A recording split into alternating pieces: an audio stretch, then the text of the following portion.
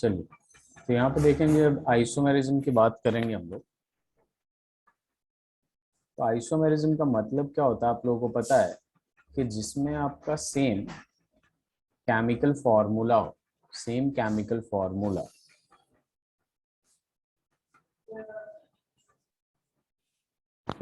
ठीक है। लेकिन इसमें क्या होता है, सेम केमिकल फॉर्मूला तो होता है, लेकिन किसी भी एक properties, at least one properties different, one properties different, इसी को क्या कहते हैं हम लोग? आइसोमेरिज्म कहते हैं। और भी तरीके से डिफाइन कर सकते हैं, लाइक आइसोमेरिज्म क्या होता है, सेम केमिकल फॉर्मूला होता है, डिफरेंट स्ट्रक्चरल फॉर्मूला होता है, उसको हम लोग कहते हैं आइसोमेरिज्म। अब देखिए, आइसोमेरिज्म को हम लोग डिवाइड करेंगे दो पार्ट में। आइसोमेरिज्म जो होता है आपका दो दो तरीके का होता है। एक होता है आपका स्ट्रक्चरल आइसोमेरिज्म और दूसरा stereo isomerism. Structural isomerism and दूसरा जो होगा आपका वो होगा stereo isomerism. Structural isomer and stereo isomer. ये स्ट्रक्चरल आइसोमर जो होता है आपका, ठीक है, ये 4 टाइप्स के होते हैं। जो पहला आ जाएगा आपके पास सॉल्वेट आइसोमेरिज्म, दूसरा आ जाएगा आपके पास कोऑर्डिनेट आइसोमेरिज्म, थर्ड आ जाएगा आपके पास लिंकेज आइसोमेरिज्म एंड फोर्थ आ जाएगा आपके पास आयोनाइजेशन आइसोमेरिज्म। बहुत आसान होता है ये सारे। और स्टीरियो आइसोमेरिज्म की बात करें तो ये दो टाइप का होता है, एक होता है आपका ज्योमेट्रिकल आइसोमेरिज्म और दूसरा होता है आपका ऑप्टिकल आइसोमेरिज्म। ठीक है, इसे लिख लीजिए। एक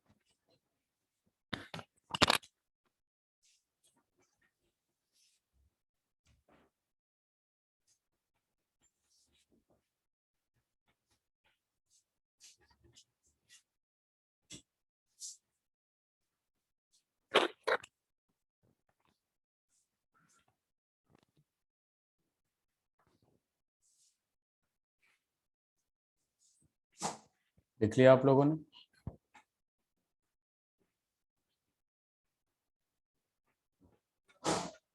तो चलिए हम स्ट्रक्चरल आइसोमेरिज्म की बात करते हैं। स्ट्रक्चरल आइसोमेरिज्म जो सबसे पहला है अपने पास,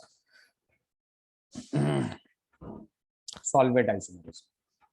तो यहाँ पे देखिए, सॉल्वेट आइसोमेरिज्म बस ये एग्जांपल देने से ही समझ में आ जाएगा। ठीक है, सॉल्वेट आइसोमेरिज्म जो होता है आपका,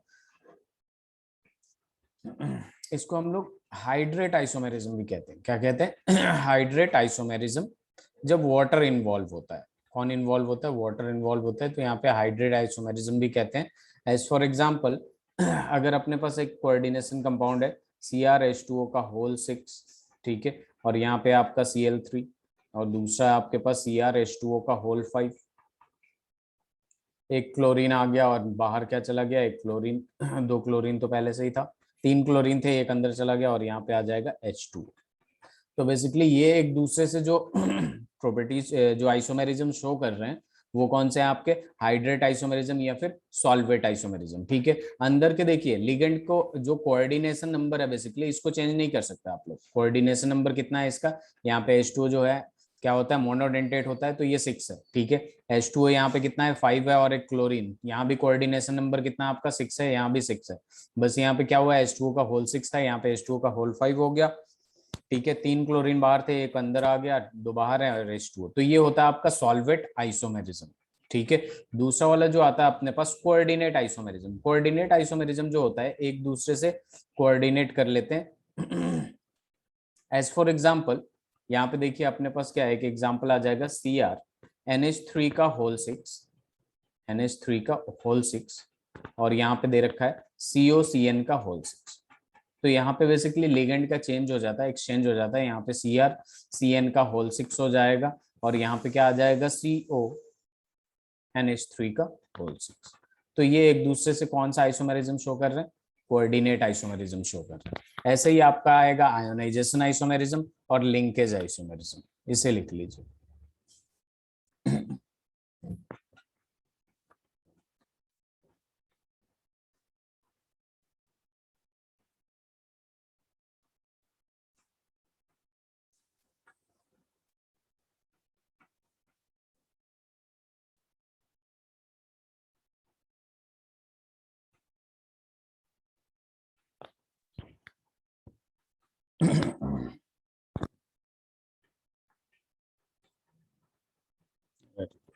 इसके बाद बात करते हैं हम लोग लिंकेज आइसोमेरिज्म की।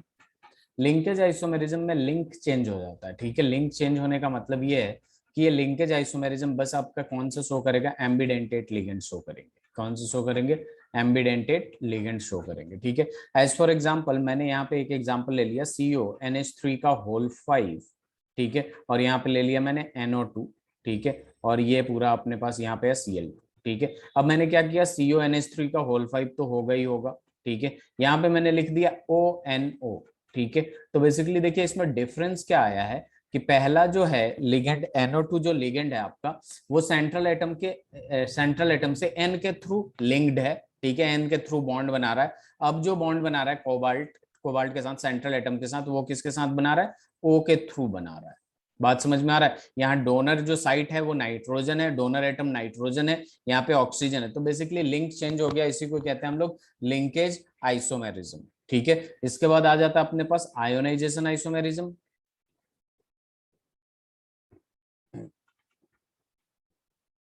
तो यहाँ पे अंदर बाहर कर देते हैं जैसे हमने किया था हाइड्रेट या सॉल्वेट आइसोमेरिज्म में। एज फॉर एग्जांपल यहाँ पे CO NH3 का होल 5 हो जाएगा, यहाँ पे जस्ट सपोज SO4 है, और यहाँ पे क्या है, ब्रोमीन है, ठीक है, ये काउंटर आयन है, निगेटिव काउंटर आयन। अब यहाँ पे क्या होगा, CO NH3 का होल 5, और यहाँ पे आ जाएगा ब्रोमीन, और ये हो जाएगा आपके पास SO4, ठीक है। तो यहाँ पे जैसे हाइड्रेट आइसोमेरिज्म सॉल्वेट आइसोमेरिज्म था, उसमें क्या हो रहा था, वाटर का एक्सचेंज हो रहा था। यहाँ पे क्या हो रहा था, अदर देन वाटर का होता है, जिसको हम लोग क्या कहते हैं, आयोनाइजेशन आइसोमेरिज्म।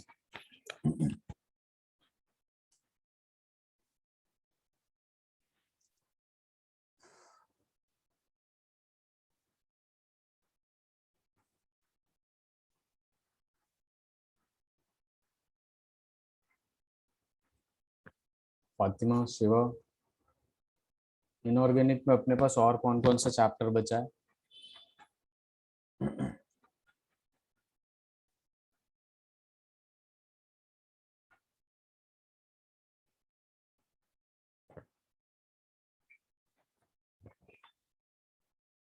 ये लिख लिया आप लोगों ने?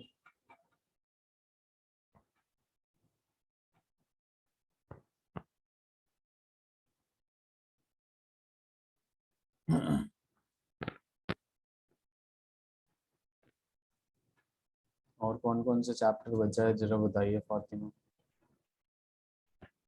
D&F ब्लॉक, और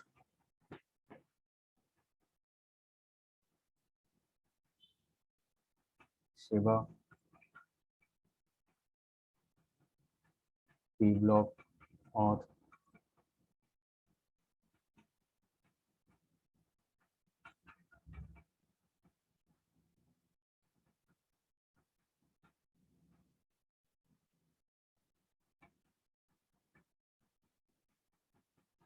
मेटलर्जी, इसे भी लिख दीजिए जरा।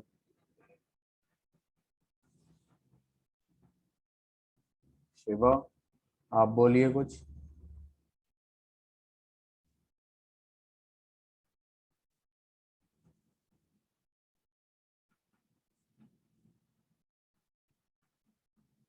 मेटलर्जी भी रह ना, और hydrogen.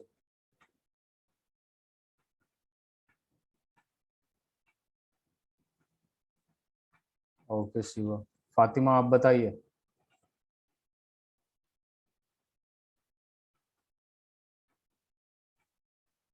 Fatima, am I Audible?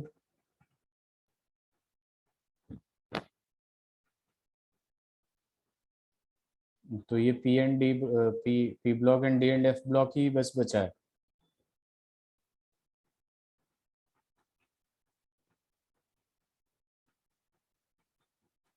Coordination compound तो खत्म हो गया बेटा शिवा।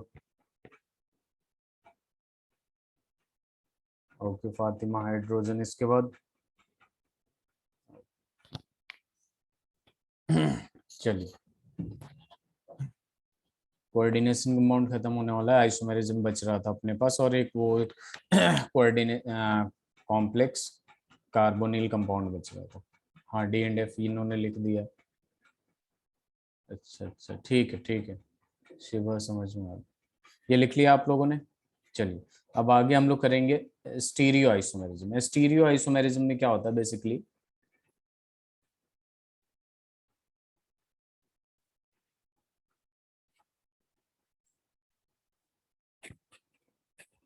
देखिए स्टीरियो आइसोमेरिज्म में क्या होता है, यहाँ भी सेम केमिकल फॉर्मूला होता है, लेकिन यहाँ पे क्या होता है कि डिफरेंट स्पेशियल अरेंजमेंट होता है लिगेंड के, ठीक है, उन्हें हम कहते हैं स्टीरियो आइसोमेरिज्म, ठीक है। It has same chemical formula but different spatial arrangement, ठीक है, होता है, जिसकी वजह से हम क्या कहते हैं, इसको स्टीरियो आइसोमेरिज्म कहते हैं। जिसका जो पहला पार्ट होता है आपका, उसको कहते हैं हम लोग ज्योमेट्रिकल आइसोमेरिज्म। क्या कहते हैं? Geometrical isomerism. अब यहाँ पे खुद देखिए, ज्योमेट्रिकल आइसोमेरिज्म की जब बात होती है आपकी, तो ज्योमेट्रिकल आइसोमेरिज्म में अपने पास जो सबसे पहले बात आती है, यहाँ हमें पता है कि ज्योमेट्रिकल आइसोमेरिज्म दो टाइप के होते हैं, ठीक है, और ये बस हेट्रोलाइटिक कंपाउंड में ही होगा, हेट्रोलाइटिक कॉम्प्लेक्स में ही आपका ज्योमेट्रिकल आइसोमेरिज्म शो करेगा।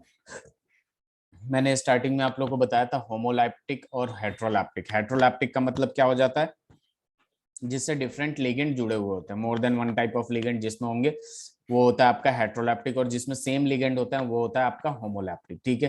तो ये होता है आपका हेट्रोलैप्टिक कंपाउंड में होता है, हेट्रोलैप्टिक कॉम्प्लेक्स में होता है बेसिकली। तो यहाँ पे सबसे पहले ज्योमेट्रिकल आइसोमेरिज्म की बात करते हैं, ठीक है। तो यहाँ पे हमें पता है सिस और ट्रांस होता है, ठीक है। क्लास 11th में ऑर्गेनिक में भी पढ़ा होगा आप लोगों ने, 12th में भी पढ़ा होगा सिस और ट्रांस क्या होता है। तो यहाँ पे हर पॉसिबिलिटी का, हर पॉसिबल ज्योमेट्रिकल आइसोमेरिज्म मैं बताऊंगा आप लोगों को। जैसे एज फॉर एग्जांपल ये केस 1 लिख लीजिएगा, ए पार्ट केस 1, ठीक है, इन स्क्वायर प्लेनर, ठीक है, इन स्क्वायर प्लेनर हम लोग दो ही चीज लेंगे यहाँ पे, ऑक्टाहेड्रल और टेट्राहेड्रल की बात। तो टेट्राहेड्रल जो होता है, टेट्राहेड्रल बेसिकली कोऑर्डिनेशन नंबर 4 से बनता है। तो वहां पे दो टाइप के ज्योमेट्री बन सकती है, एक स्क्वायर प्लेनर जिसमें DsP2 हाइब्रिडाइजेशन होता है, और एक टेट्राहेड्रल जिसमें sp3 हाइब्रिडाइजेशन होता है, ठीक है। तो दोनों को साथ में लेके चलेंगे। सबसे पहले in square planar complex of formula MX2L2, ये X2 और L2 जो है आपका लिगेंड है। क्या है? ये लिगेंड है, ठीक है। X और L जो लिगेंड है आपके, ये लिगेंड है, और ये यूनिडेंटेट लिगेंड है। कैसे है? यूनिडेंटेट लिगेंड है, यानी एक एक ही बॉन्ड बनाएगा, एक ही बॉन्ड बनाएगा, तो दो दो बॉन्ड बनाएगा, तो टोटल 4 बॉन्ड हुए, 4 कोऑर्डिनेशन नंबर हुआ। इसका एग्जांपल ले लेंगे हम लोग PTNH3 का होल ट्वाइस, PTNH3 का होल ट्वाइस Cl2, ठीक है। ये हो गया एग्जाम्पल। अब यहाँ पे देखिए, यहाँ पे क्या हो जाएगा, NH3, ये दो तरीके से लिख सकते हैं हम लोग, NH3 एक साइड लिख दिया, और Cl एक साइड लिख दिया, ठीक है। दूसरा तरीका ये है कि PT, ठीक है, NH3 को अपोजिट डायरेक्शन में डाल दिया। ये बहुत ही अच्छे तरीके से आप लोगों को पता है, जब अपोजिट डायरेक्शन में जाता है तो इसको हम लोग कहते हैं ट्रांस, और जब सेम डायरेक्शन में होता है तो इसको कहते हैं हम लोग सिस। क्लियर है?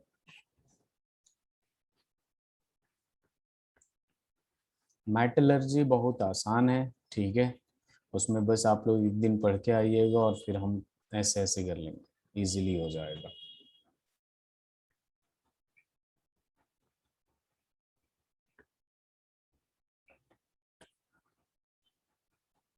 Yes sir, clear, okay.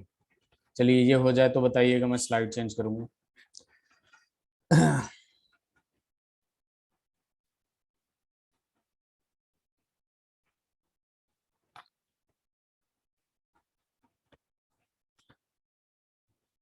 ये पहला केस था जिसमें फॉर्मूला जो लिखना था हमारा MX2L2 टाइप लिखा हमने, ठीक है। दूसरा जो बी केस है, ठीक है, इन स्क्वायर प्लेनर, सबसे पहले स्क्वायर प्लेनर की बात कर लेते हैं हम लोग। In square planar complex of formula MX2AB, MX2 यानी एक लिगेंड सेम होगा, दो बार होगा, और दो डिफरेंट लिगेंड है, ठीक है। एज फॉर एग्जांपल मैं यहाँ पे एग्जांपल ले लेता हूँ, PTNH3 ले लिया यहाँ पे, और NH3 यहाँ पे ले लिया, ठीक है। यहाँ पे कुछ और ले लिया, Cl ले लिया, इधर NO2 ले लिया, ठीक है। तो देखिए हम किसके रिस्पेक्ट में देखेंगे, जब ये जो दो सेम है NH3 इसके रिस्पेक्ट में देख लेंगे, जो दो डिफरेंट है उसको नहीं देखेंगे, ठीक है। तो जब दो सेम डिफरेंट देखा हमने कि ये सेम साइड में आ रहा है तो ये सिस हो जाएगा, जब अपोजिट डायरेक्शन में आएगा तो ये ट्रांस हो जाएगा। बहुत आसान है, लिखते जाइए अब आप, ठीक है, जितने भी पॉसिबिलिटी है। सी, अब देखिए यहाँ पे आ जाएगा in square planar complex of formula MABCD, यानी चारों के चारों डिफरेंट है, चारों के चारों क्या है, डिफरेंट लिगेंड जुड़े हुए हो। ठीक है, तो इसके लिए क्या करेंगे, यहाँ तक लिखिए, फिर ये बड़ा सा एग्जांपल है, आगे कराऊंगा मैं नेक्स्ट स्लाइड पे।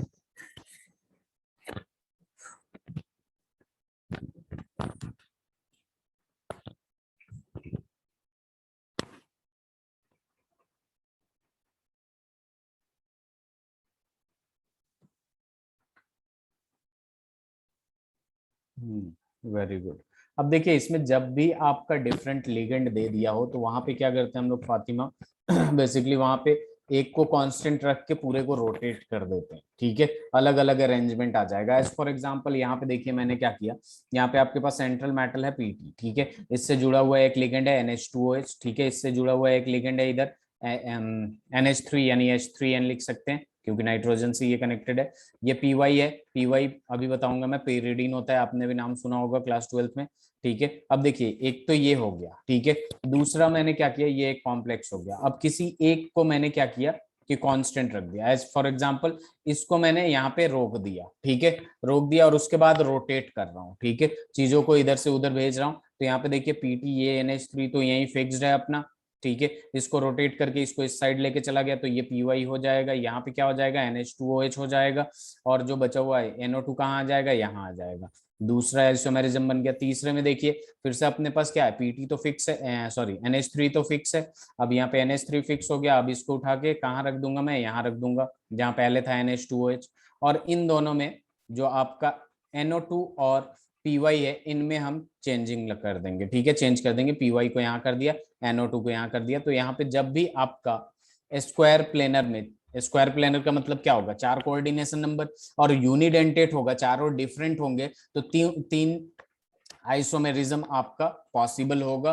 वो ये वाला, किसी एक को फिक्स रख दीजिए, बाकी को रोटेट कर दीजिए, बाकी को एक पोजीशन चेंज कर दीजिए, तो वो हो जाता है ये तीन आइसोमेरिज्म। ठीक है, और ये PY जो होता है आपका पीरिडीन होता है। ठीक है, क्लास 12th में आपने पढ़ा होगा इसका स्ट्रक्चर कैसा होता है। एक बेंजीन होता है और बेंजीन ये हेट्रो साइक्लिक टाइप होता है, और यहाँ पे ये नाइट्रोजन होता है। ठीक है, ये होता है आपका पेरिडीन।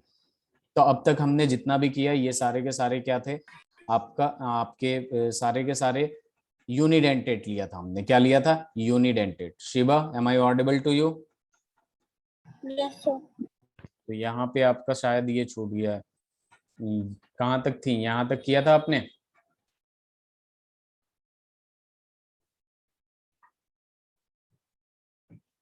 शिवा, कर लिया था आपने या नहीं बोला यहाँ? ओके, अब ये लिखिए, स्क्रीनशॉट ले लीजिए, पीछे वाला लेना है तो। In square planar of complex formula, in square planar complex of formula MABCD।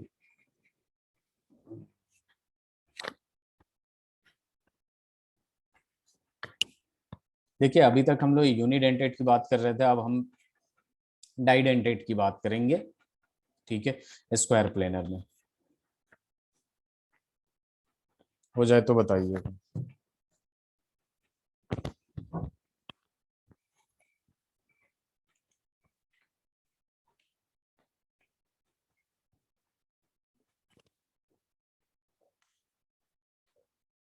Good Fatima.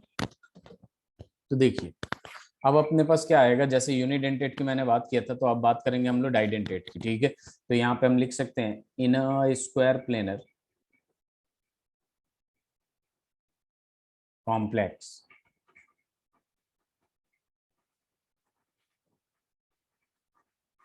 of unsymmetrical bidentate ligand.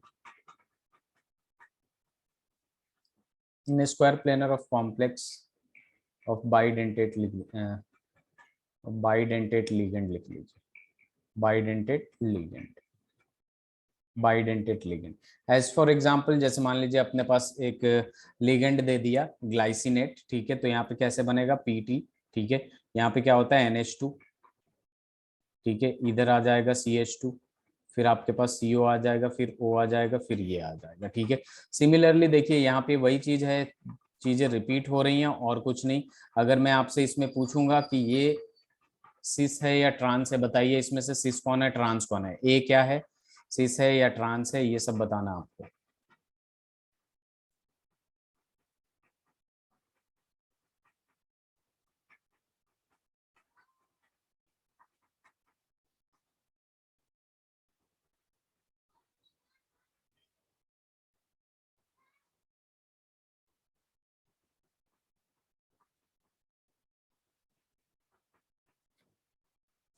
बताइए पहले वाला क्या होगा, सिस और ट्रांस।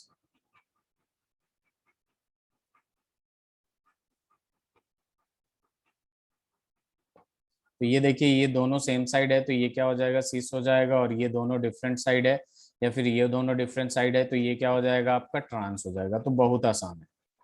ठीक है, तो यहाँ पे स्क्वायर प्लेनर की बात खत्म होती है, तो अब ऑक्टाहेड्रल की बात करेंगे। ठीक है, इसे लिख लीजिए।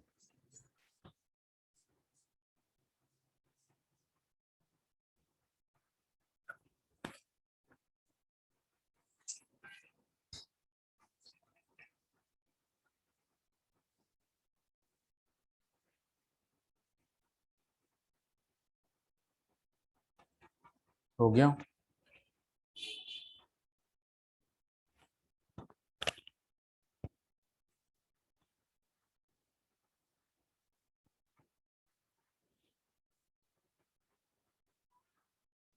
चलिए स्लाइड चेंज करते हैं, आगे बढ़ते हैं हम लोग। ठीक है, अब देखिए यहाँ पे ऑक्टाहेड्रल की बात करेंगे, तो इन ऑक्टाहेड्रल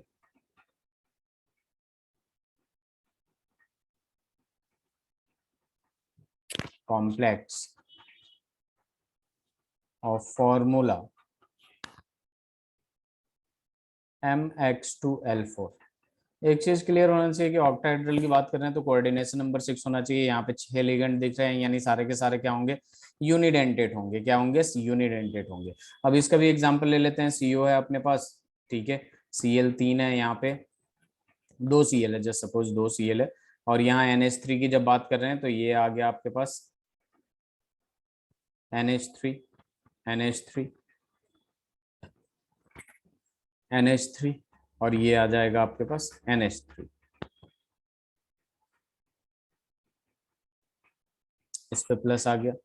और दूसरा जो दूसरा जो है मैंने ऐसे कर दिया, CO Cl Cl NH3 NH3। देखिएगा कितना आसान है। इसमें बताइए सिस कौन है और ट्रांस कौन है।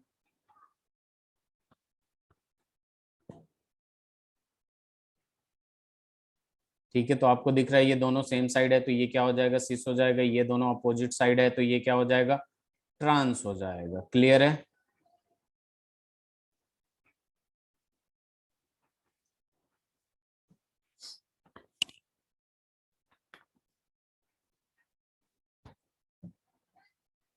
Very good.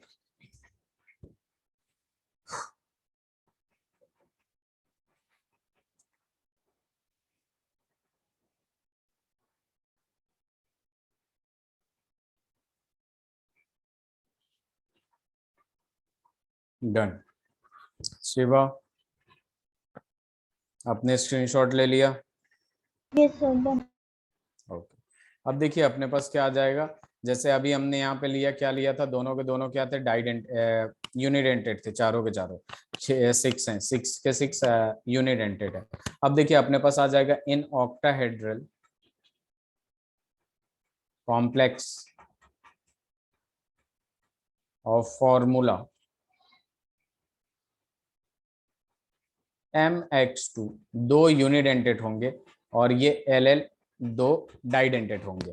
तो डाइडेंटेड 2 यानी 4 कोऑर्डिनेशन नंबर हो गया, 4 बॉन्ड बनाएगा, और 2 ये बनाएगा, टोटल 6 हो गया, यानी ऑक्टाहेड्रल होगा। ठीक है, तो मैं यहाँ पे लिख देता हूँ LL जो है आपका, ये क्या है, डाइडेंटेड है या बाइडेंटेड है, और ये जो X है बेसिकली आपका X, तो ये है आपका यूनिडेंटेड। क्या है आपका, यूनिडेंटेड।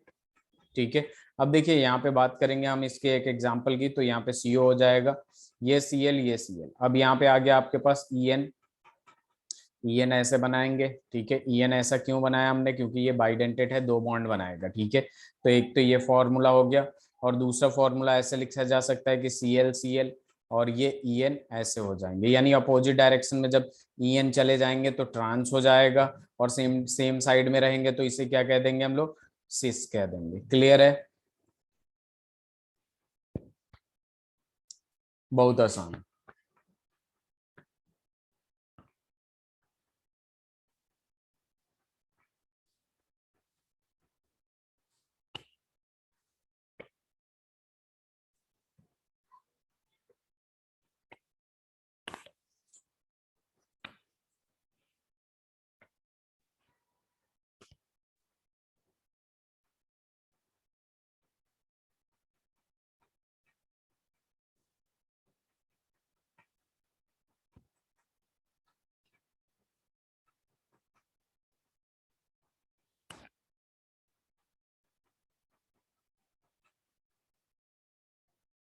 हो गया, वेरी गुड। अब देखिए अपने पास क्या आ जाता है कि इन ऑक्टाहेड्रल, यहाँ पे एक दो टाइप के नए नेम आएंगे, ठीक है, आप लोगों ने तो सुना ही होगा, फेसियल आइसोमेरिज्म, और फिर आ जाएगा आपके पास मेरिडियनल। ठीक है, तो बेसिकली जब एडजेसेंट पोजीशन पे होगा तो उसको हम फेस आइसोमेरिज्म कहते हैं, और जब अपोजिट फेस पे होगा तो आपका क्या हो जाएगा, एडजेसेंट पोजीशन पे नहीं, उसके बाद वाले पोजीशन पे होगा तो उसे कहेंगे हम लोग मेरिडियनल। तो एज फॉर एग्जाम्पल मैं यहाँ पे लिख देता हूँ, in octahedral complex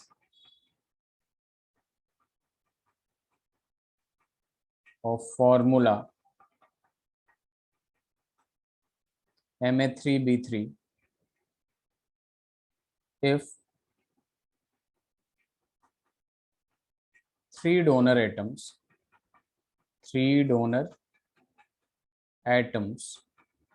are present, three donor atoms of same ligand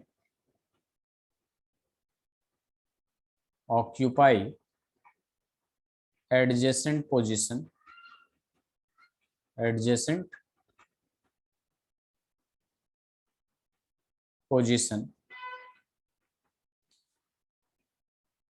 at the corner of an octahedral face is called facial, जिसको हम FAC से भी रिप्रेजेंट करते हैं, फेशियल आइसोमेरिज्म। और आपका अगर पोजीशन जो होगा अराउंड द मेरिडियन होगा, व्हेन पोजीशन इज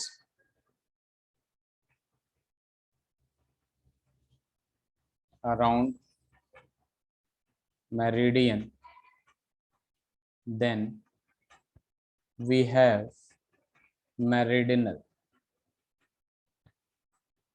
मेरिडियनल को मर आइसोमेरिज्म भी कहते हैं।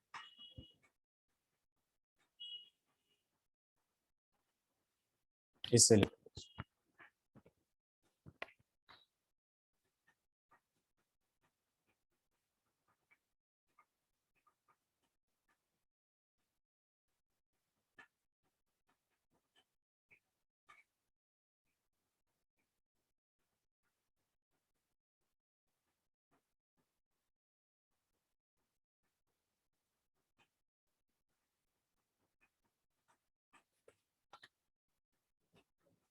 डन।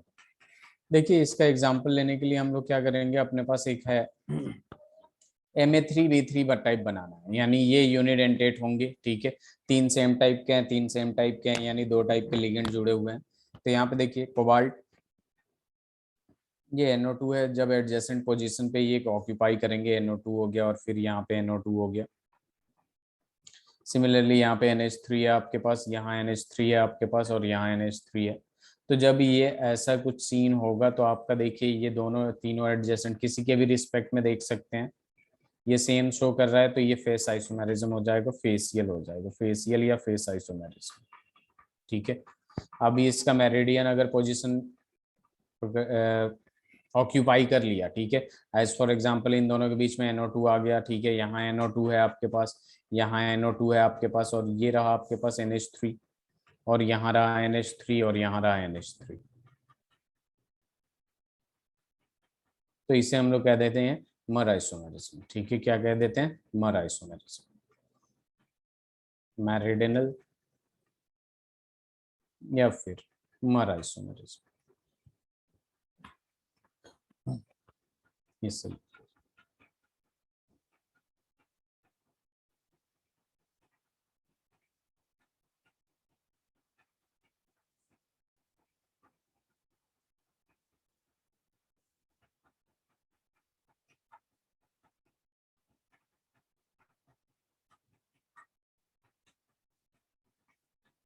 अब देखिए अपने पास क्या आ जाता है, ऑप्टिकल आइसोमेरिज्म। ऑप्टिकल आइसोमेरिज्म में स्टीरियो आइसोमेरिज्म में एक ज्योमेट्रिकल आइसोमेरिज्म था, दूसरा क्या था, ऑप्टिकल आइसोमेरिज्म।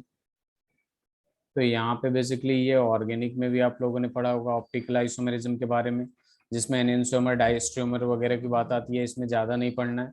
देखिए ऑप्टिकल आइसोमेरिज्म वो होता है कि जो आइसोमर्स का mirror image non super impossible हो, ठीक है, that can not be super impose, उसे कहते हैं ऑप्टिकल आइसोमेरिज्म। तो यहाँ पे लिख सकते हैं हम लोग, optical isomers are mirror image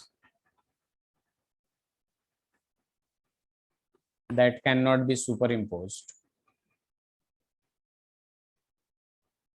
that cannot be superimposed on one another, एक दूसरे पे सुपर इम्पोज नहीं करते, उसी को कहते हैं हम लोग ऑप्टिकल आइसोमेरिज्म। ठीक है, अब यहाँ पे बात आती है कि जो नॉन सुपर इम्पॉसिबल होते हैं वो कायरल कंपाउंड होते हैं। ठीक है, नॉन सुपर इम्पॉसिबल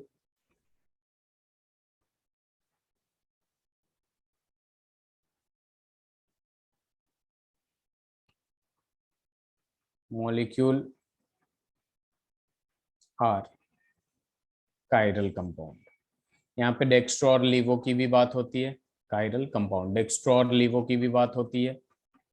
तो वो एक रोटेशन होता है आपका, लेफ्ट में लीवो जाता है, राइट में डेक्स्ट्रो जाता है। तो वो एक जैसे आप कह सकते हैं कि रिफरेंस होता है बेसिकली। ठीक है, डिपेंडिंग अपॉन द रोटेशन। ठीक है, ऑर्गेनिक में आपने पढ़ा होगा, बायोमोलिक्यूल्स में भी और सब जगह भी, कि एल भी लिखा रहता है या डी लिखा रहता है, प्लस लिखा रहता है या माइनस लिखा रहता है। ये सारी चीजें उसके रोटेशन पे डिपेंड करती है।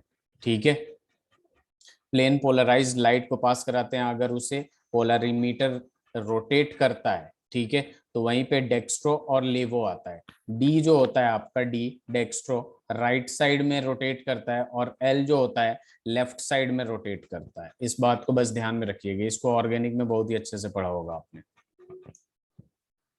तो ये हो जाता है आपका ऑप्टिकल आइसोमेरिज्म।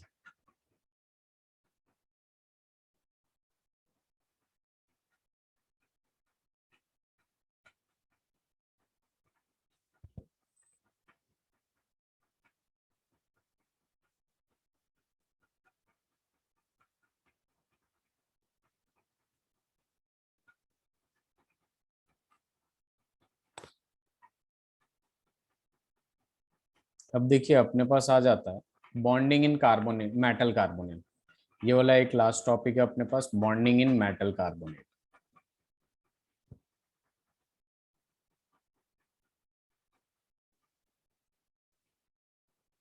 जब बॉन्डिंग इन मेटल कार्बोनिल की बात करते हैं हम लोग,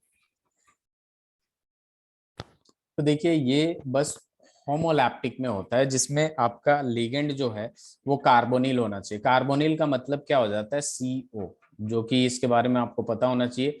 ये कार्बोनिल है और ये न्यूट्रल होता है। क्या होता है आपका, न्यूट्रल होता है। तो यहाँ पे हम लिख सकते हैं सबसे पहला, these are homoleptic compound with central metal atom.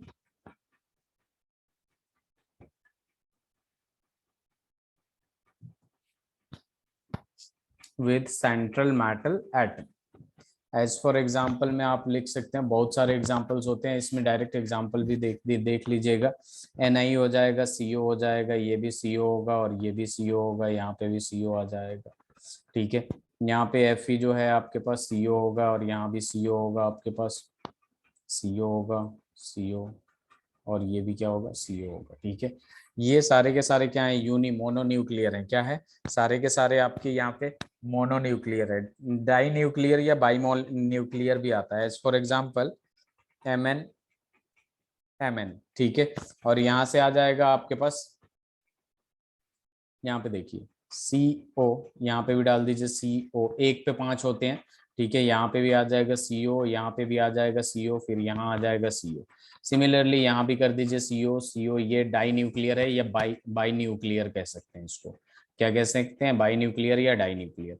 ये देखिए यहाँ पे क्या है, Mn का होल ट्वाइस, CO का होल 10। ये भी एक कॉम्प्लेक्स कंपाउंड है जिसको हम कहते हैं बॉन्डिंग इन कार्बोनिल कंपाउंड। यहाँ पे Fe जो है आपके पास CO का होल 5 है, ये मोनोन्यूक्लियर है, Ni है, CO का होल 4 है, ठीक है।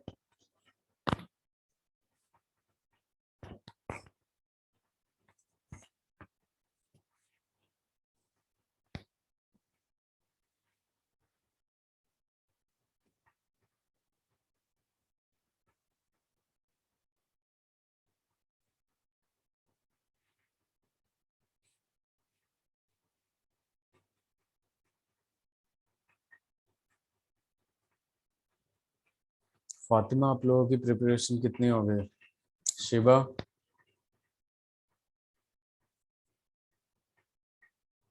सर किसके लिए? जेई के लिए? हाँ हाँ, आपके पास मैथ्स है ना? Yes sir. कब है पेपर? सर मैंने अभी डेट्स नहीं देखी। ओके, तो 20 तक है प्रिपरेशन शायद। अभी इस 20 को? यस सर सही है। नहीं, मैंने सिर्फ ऐसे जब पिछली बार आई न्यूज़ देखी थी तो उसमें भी लिखा था कि हो सकता है paper. Okay, and Fatima what अभी अबाउट यू? डेट्स डिसाइड करेंगे। ओके,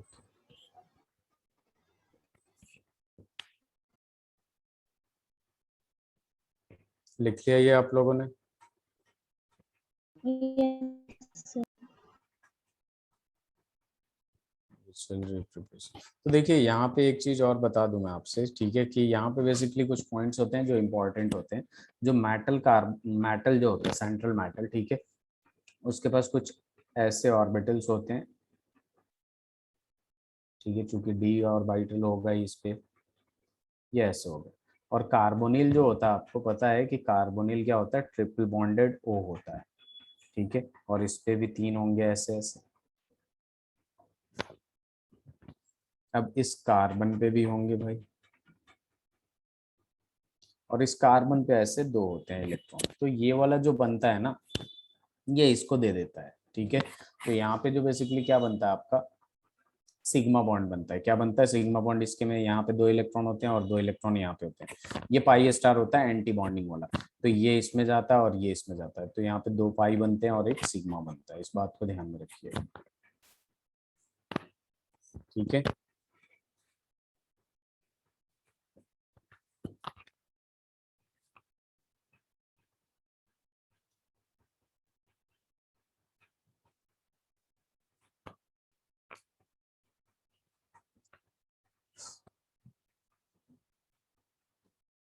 ओके, तो चलिए एक सवाल कराते हैं। मैंने स्पेक्ट्रोकेमिकल सीरीज लिखवा दिया था ना आप लोगों को? सर। ओके, तो एक सवाल है अपने पास, पता नहीं शायद ये सवाल करवाया हूँ या दूसरी बैच में। What is the correct electronic configuration, correct electronic configuration of central atom in K4Fe CN whole 6 based on crystal field theory? Option A दे रखा हूँ E4T22, ऑप्शन बी है T2G4EG2, ऑप्शन सी है T2G6 EG0, ऑप्शन डी है E3 T2।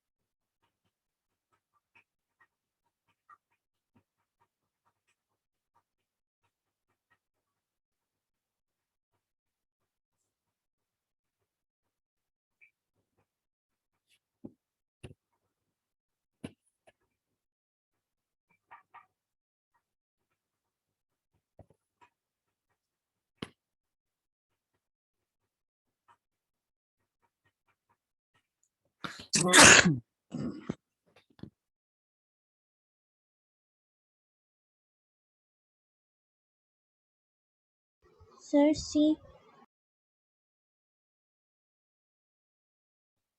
Good, answer क्या आ जाएगा? सी आ जाएगा। ठीक है, चलिए दूसरा सवाल करते हैं हम लोग। सी हो जाएगा ना easily?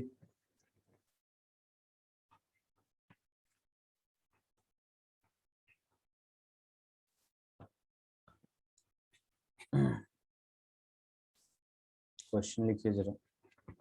Crystal field stabilization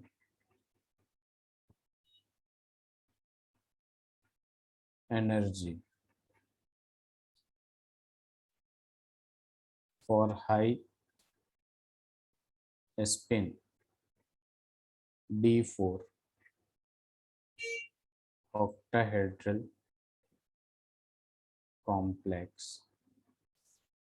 is A जो है -1.8 डेल्टा नॉट, B जो है -1.6 delta not plus P, C जो है आपका -1.2 डेल्टा नॉट, D जो है आपका -1.6 0.6,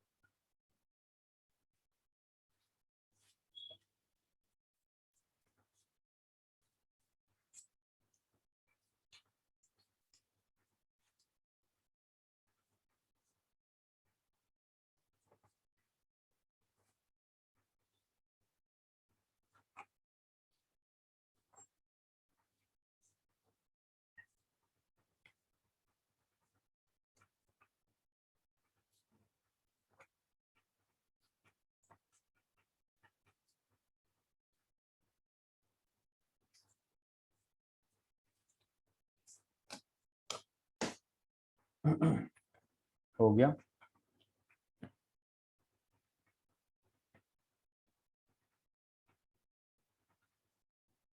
करें।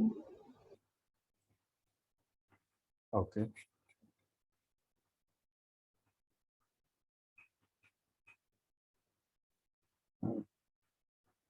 Fatima very good. Sir D. जी, आंसर क्या आएगा?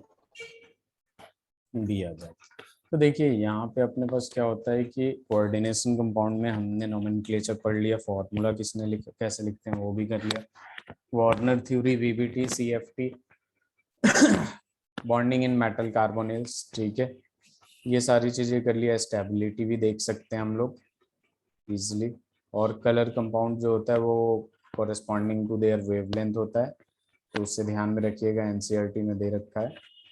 अब हम लोग स्टार्ट करते हैं पी ब्लॉक, ठीक है, okay. Yes sir.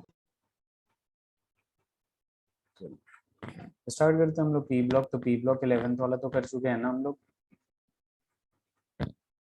Yes sir. उससे पहले कुछ चीजें डिस्कस कर लेते हैं हम लोग। एक मिनट रुक जाइए। जैसे हाइड्रोजन हो गया, हाइड्रोजन के बाद अपने पास आ जाएगा metallurgy, D and F block और पी ब्लॉक। यही चैप्टर बचे इनऑर्गेनिक में अपने पास। अभी पी ब्लॉक हम लोग स्टार्ट करेंगे, ठीक है। ये मेटलर्जी थोड़ा थोड़ा आप लोग पढ़ते रहिएगा, मेटलर्जी बहुत आसान है, और हाइड्रोजन भी, ठीक है। बाकी देखेंगे कैसे कंप्लीट होता है, जल्दी हो जाएगा, ठीक है। अब देखिए स्टार्ट करते हैं पी ब्लॉक। पी ब्लॉक में एक चीज पता होना चाहिए आपको, क्या पता होना चाहिए कि हमें जो पढ़ना है वो 15th ग्रुप से स्टार्ट करना है, 15th टू 18th ग्रुप तक पढ़ना है, 18th ग्रुप तक। 18th ग्रुप को जीरो ग्रुप भी कहते हैं हम लोग, पता है ना ये। Yes sir. अब ये देखिए 15th ग्रुप की जब बात करते हैं तो हमें 15th ग्रुप यानी नाइट्रोजन फैमिली करना है। तो nitrogen, phosphorus, arsenic, antimony, bismuth, ये सारे एलिमेंट्स होते हैं आपके 15th ग्रुप में, ठीक है। ये जो नाइट्रोजन होता है आपका यही एक गैस होता है, बाकी सारे के सारे क्या होते हैं, सॉलिड होते हैं, ठीक है, सॉलिड होते हैं, और ये क्या होता है आपका, गैस होता है। क्लियर है। इन सब का भी रीजन देंगे कि सॉलिड क्यों होते हैं, गैस क्यों होते हैं, ठीक है।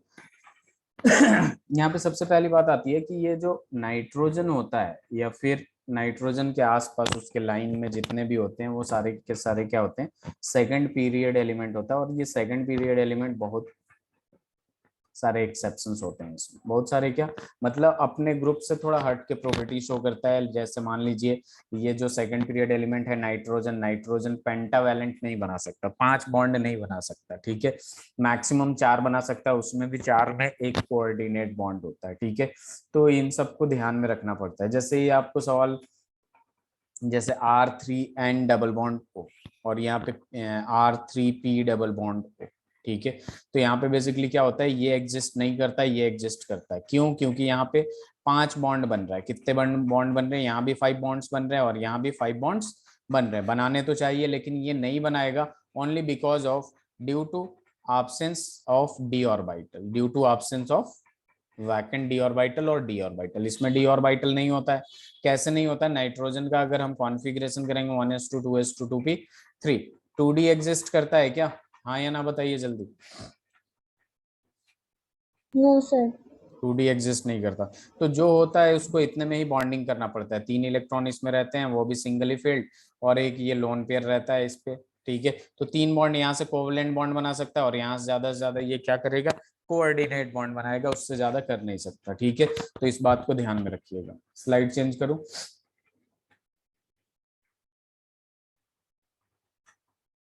Yes sir. अब देखिए यहाँ पे जो बात आती है सबसे पहले, ठीक है, वो ये कि एटॉमिसिटी क्या होती है? पता आपको एटॉमिसिटी क्या होती है? एटॉमिसिटी को कहते हैं number of atoms in one molecule. Number of atoms in one molecule, इसी को हम लोग क्या कहते हैं, एटॉमिसिटी कहते हैं, नंबर ठीक ऑफ है। एटम पर मॉलिक्यूल। हाँ, number of atoms in one molecule is called atomicity. जैसे मान लीजिए N2 में कितना है, तो 2 एटॉमिसिटी है। P4 का एटॉमिसिटी क्या है, तो 4 है, ठीक है। O3 का 2 है, O2 का 2 है।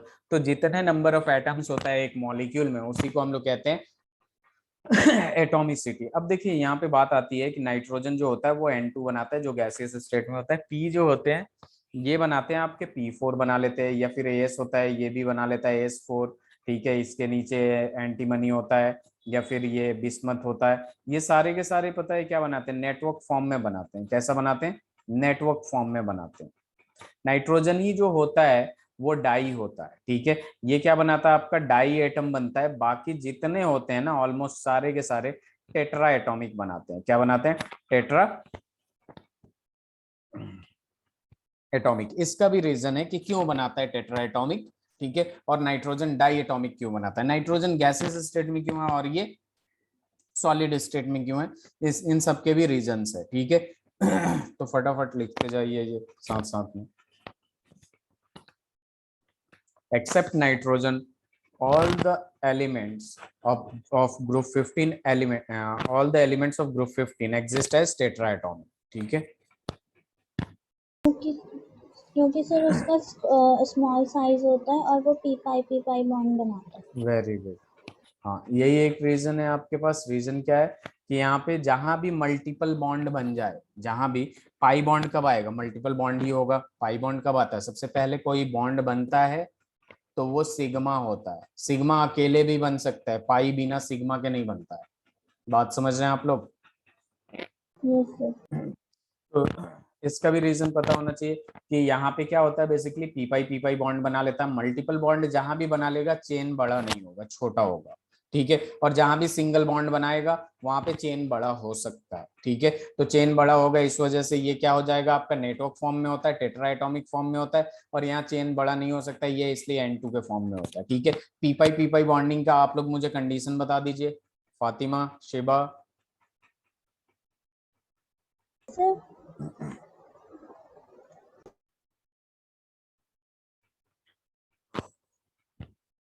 यहाँ देखिए पी पाई बॉन्डिंग में आप लोग हमेशा ध्यान में रखिएगा कि one atom should belong to second period element. Second period element का होगा तभी वहां पे पी पाई बॉन्ड बनेगा। वेरी गुड, ठीक है। जैसे मान लीजिए यहाँ पे जो इन्वॉल्वमेंट हो ओवरलैपिंग का, शेयरिंग का, उसमें 2 2 होना चाहिए, या 2 3 होना चाहिए, या 3 2 होना चाहिए, ठीक है। 3 2, ठीक है। यहाँ पी पाई बन जाएगा, लेकिन 3 3 में नहीं होगा, 3 4 में नहीं होगा, यहाँ नहीं हो पाएगा, ठीक है। मतलब इन्वॉल्वमेंट जो ओवरलैपिंग का होना चाहिए वो सेकंड सेकंड सेल होना चाहिए, सेकंड थर्ड, मतलब सेकंड को होना ही चाहिए, तभी पी पाई बॉन्ड बनेगा। जबकि हम बात करते हैं फॉस्फोरस की तो इसमें थर्ड पीरियड एलिमेंट आ जाता है, इस वजह से नहीं बनता। एएस आर्सेनिक की वो फोर्थ आ जाएगा, फिफ्थ आ जाएगा, सिक्स्थ आ जाएगा, ऐसे हो जाता है, ठीक है। तो जब फॉस्फोरस होता है ना, ये क्या करता है आपका, मल्टीपल बॉन्ड ना बना के ये क्या करता है आपका, चेन बना लेता है इस टाइप से, ठीक है। और ये एंगल 60 डिग्री का होता है, और ये नेटवर्क फॉर्म में हो गया। क्लियर है, यस सर। चलिए स्लाइड चेंज करूं।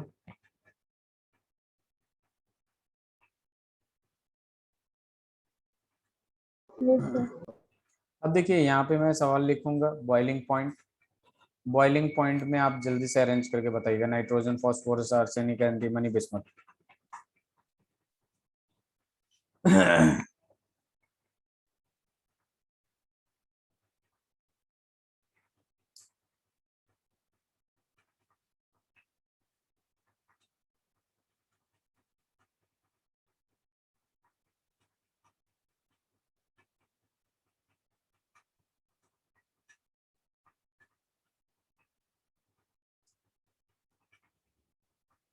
कर सकती हैं। बॉइलिंग पॉइंट जो होता है बस basically directly proportional to molecular weight होता है, ठीक है।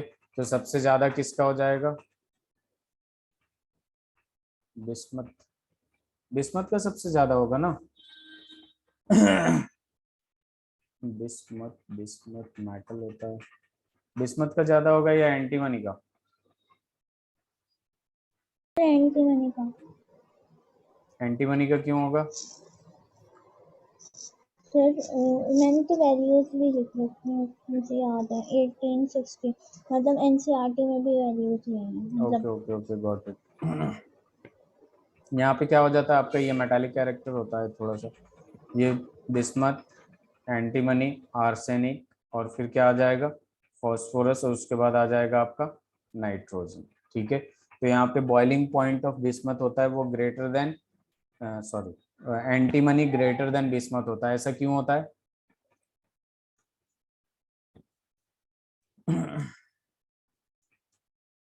बताइए। क्या सर? बिस्मथ का एंटीमनी से कम क्यों होता है? हम्म,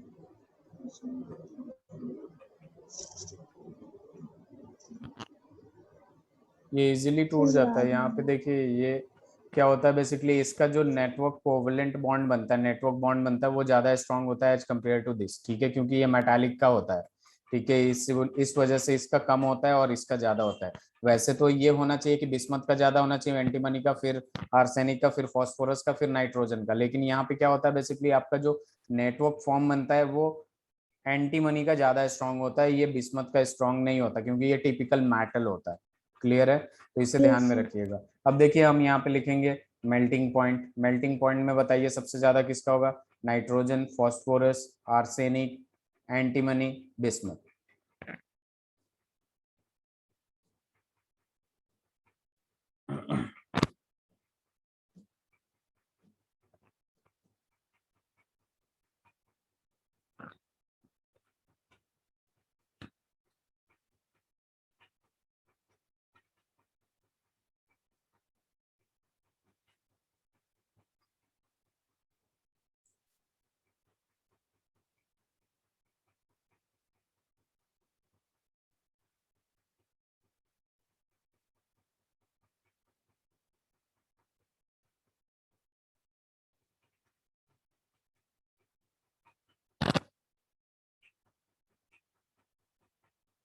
arsenic, antimony, bismuth, phosphorus, nitrogen. Shiba हुआ आपसे? यहाँ देखिए मेल्टिंग पॉइंट, जब भी बात करते हैं मेल्टिंग पॉइंट की, तो उसकी पैकिंग की देखते हैं कि पैकिंग सबसे अच्छा किस में है। ठीक है, तो एक चीज तो तय है कि यहाँ पे क्या होता है कि यहाँ पे नेटवर्क बनता है। ठीक है, नेटवर्क फॉर्म बनता है। ठीक है, और इसमें नेटवर्क फॉर्म स्ट्रांग होते जाता है डाउन द ग्रुप। तो यहाँ पे देखिए आर्सेनिक बेसिकली जो होता है वो छोटा साइज होता है एज कम्पेयर टू इन दोनों से। ठीक है, छोटा साइज होता है और नेटवर्क फॉर्म बनता है, तो छोटे साइज में बॉन्ड लेंथ भी कम होगा, जिसकी वजह से स्ट्रांग बनता है। तो सबसे ज्यादा आर्सेनिक का हो जाता है, उसके बाद किसका होगा? एंटीमनी, फिर बिस्मथ, फिर आ जाएगा आपका फास्फोरस, उसके बाद आता है नाइट्रोजन। यही होगा ना? Yes sir. तो इसको ध्यान में रखिएगा। ठीक है।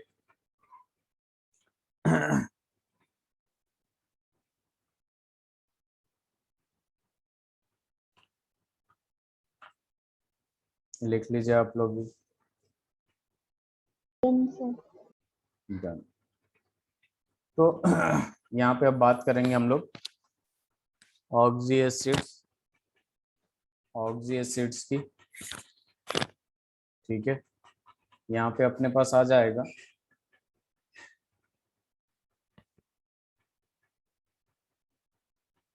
Oxy acids of phosphorus for single central atom. Single central atom की बात करते हैं। ठीक है, ऑक्सी एसिड्स पता है आप लोगों को क्या होता है? What is oxy acids? Sir non metals plus oxygen plus hydrogen. जिस भी कंपाउंड में नॉन मेटल ऑक्सीजन और हाइड्रोजन हो जाए, फॉर एग्जांपल मैं H2SO4 की बात करूं तो क्या होगा? ये ऑक्सी एसिड्स होगा। Yes sir. हाँ, ये सल्फर का ऑक्सी एसिड्स है। H3PO4 की बात करूं तो ये क्या हो जाएगा आपका?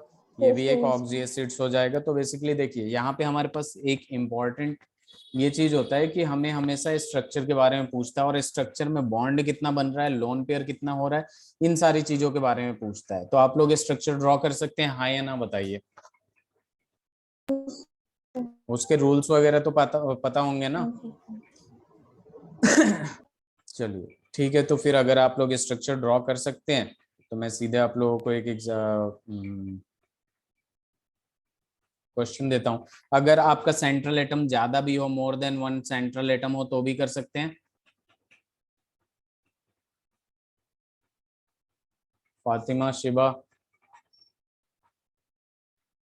यस सर, कर सकते हैं। ओके, तो जरा करके दिखाइए।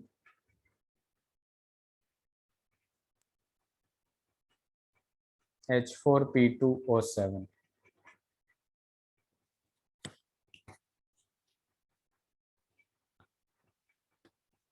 O5, O5 कर दीजिएगा। सही है, H4P2O7 भी करिए, H4P2O5 भी करिए।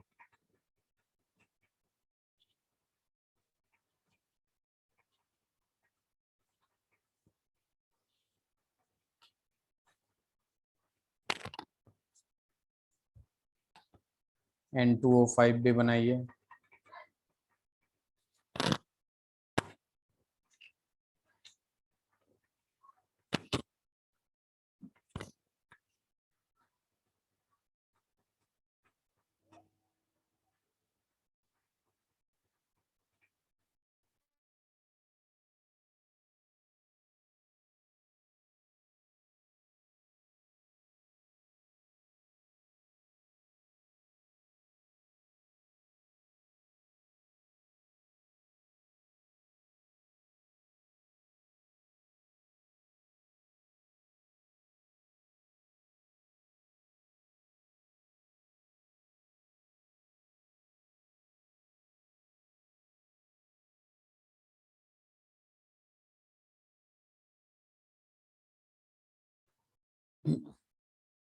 हो गया।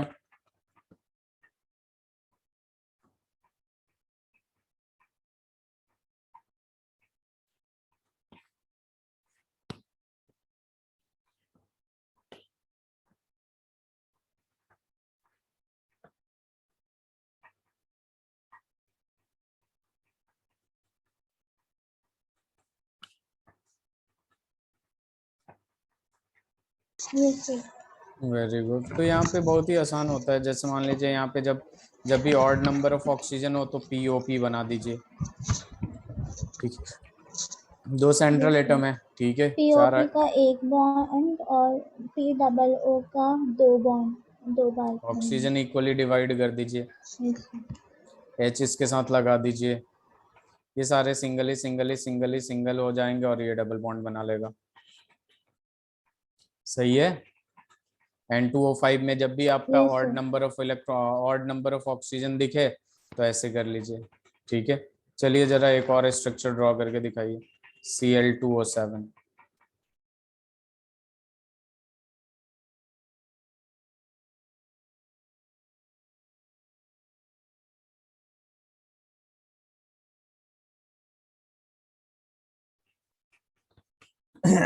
Cl2O7 भी हो जाएगा, और H4P2O6 भी करिए जरा।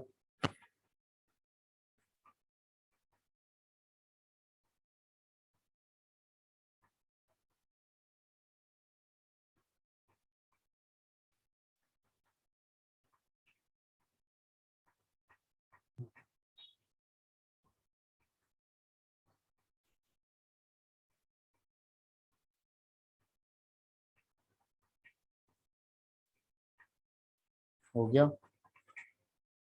यस सर, हो गया। तो H4P2O6 कैसा बना?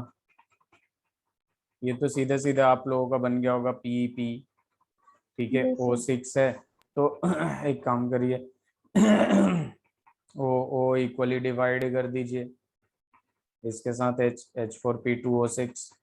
तो ये लग गया, तो ये सिंगल बॉन्ड हो जाएगा ऑक्सीजन के साथ, और ये डबल बॉन्ड हो जाएगा ना। Yes sir. जरा ये करिए H4P2O8, ये कर लीजिए लास्ट एक।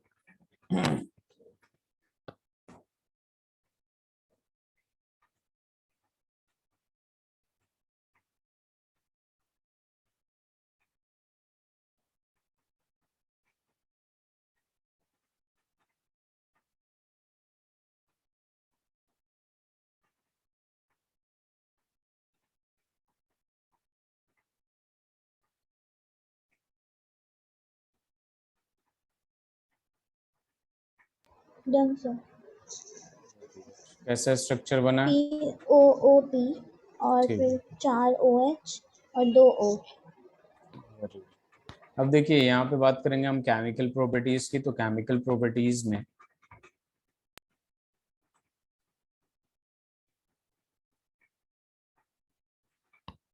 रिएक्टिविटी देखते हैं। तो हमारे पास सबसे पहले रिएक्टिविटी आता है, reactivity towards hydrogen.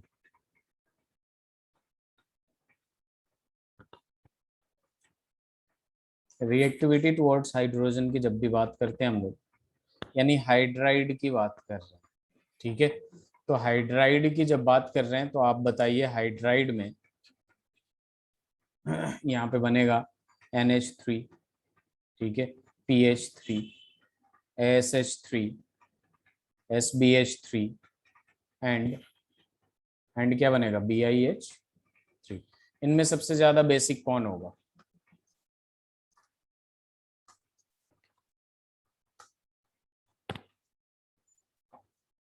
Sir bismuth होगा। नहीं,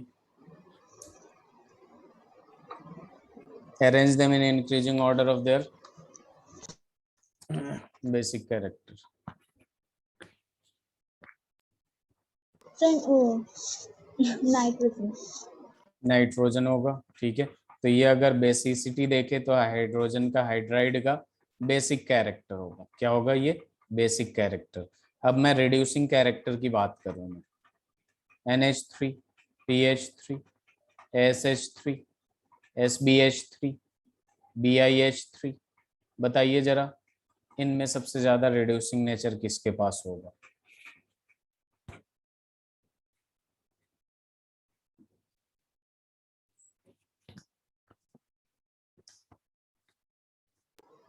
sir nitrogen. Nitrogen. Yes sir.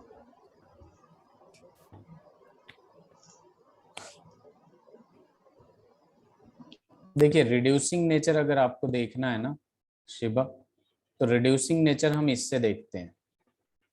Sir जो ऑक्सीडाइज करते हैं वो देखिए EH बॉन्ड जितना वीकर होगा उतना स्ट्रॉन्गर रिड्यूसिंग एजेंट होगा। तो डाउन द ग्रुप जाएंगे, एटॉमिक साइज इंक्रीज करेगी, एटॉमिक साइज इंक्रीज करेगी, बॉन्ड लेंथ इंक्रीज करेगी, बॉन्ड लेंथ इंक्रीज करेगी, तो बॉन्ड इजीली ब्रेक हो जाएगी कि नहीं? हाँ या यस ना सर। बताइए, हो यस सर। जाएगा। बस तो वही बात है। इस वजह से यहाँ पे अगर रिड्यूसिंग नेचर के हिसाब से देखें तो तो ये होगा, बिस्मत। हो जाएगा। यस सर समझ गया। चलिए अगर मैं पूछ दूं NH3, PH3, फिर आपके पास क्या आ जाएगा, ASH3, SBH3 and then BiH3।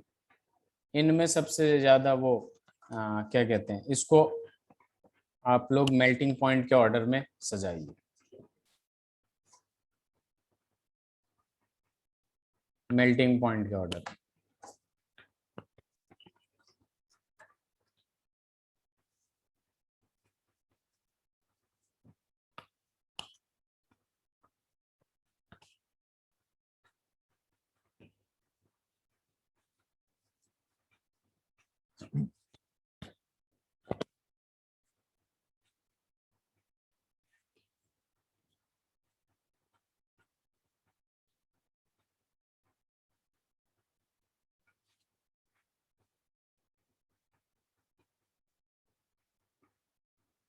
NH3, BiH3, SBH3, ASH3, very good. Boiling point के ऑर्डर में भी सजाइए। मेल्टिंग पॉइंट कर दिया आपने, अब बॉइलिंग पॉइंट के ऑर्डर में, ये बहुत इंपॉर्टेंट है, ठीक है। बॉइलिंग पॉइंट के ऑर्डर में सजाइए।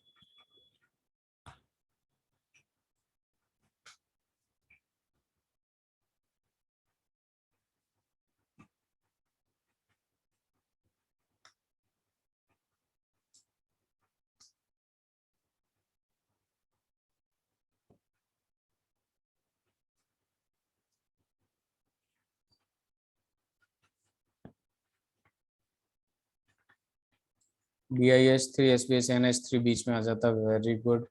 शिवा, फातिमा, फातिमा ने भी आंसर दे दिए, very good. Okay, bond angle के ऑर्डर में सजाइए। NH3, PH3, SH3, SBH3, BIH3, bond angle के ऑर्डर में।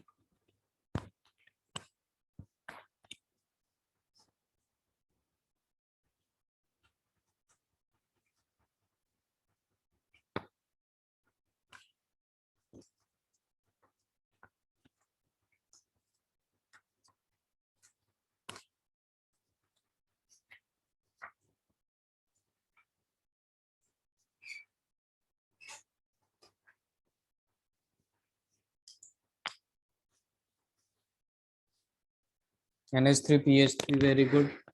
बॉन्ड एंगल के ऑर्डर में आप लोगों ने सजा दिया इसे। एक मिनट प्लीज, आप भी करिए। शिवा, शिवा आपने भी कर दिया। ओके,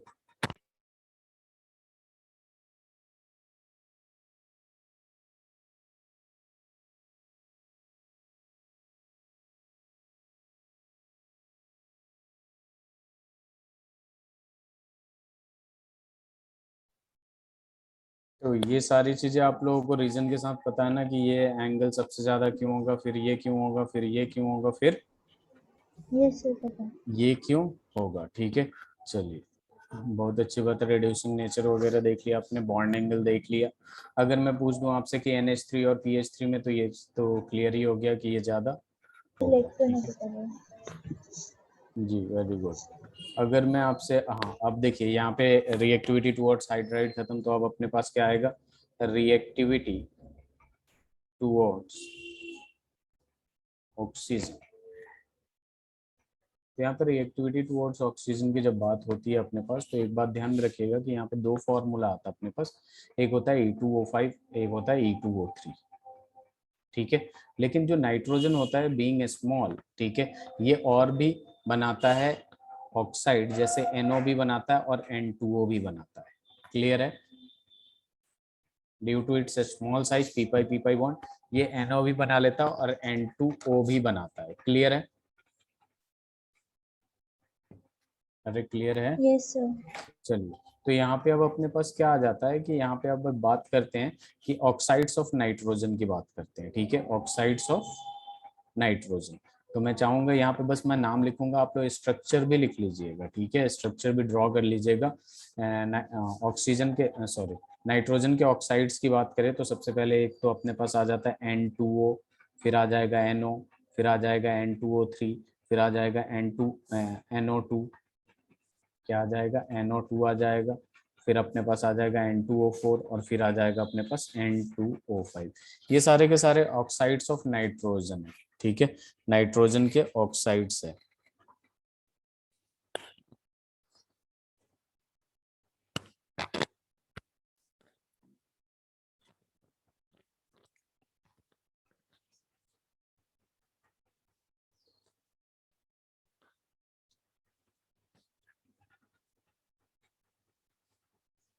इनका स्ट्रक्चर तो ड्रॉ कर सकते हैं। ये जो NO2 होता है ना इसमें, ठीक है, कुछ मॉलिक्यूल्स नाइट्रोजन का आपने केमिकल बॉन्डिंग में पढ़ा होगा कि वो क्या होता है आपका,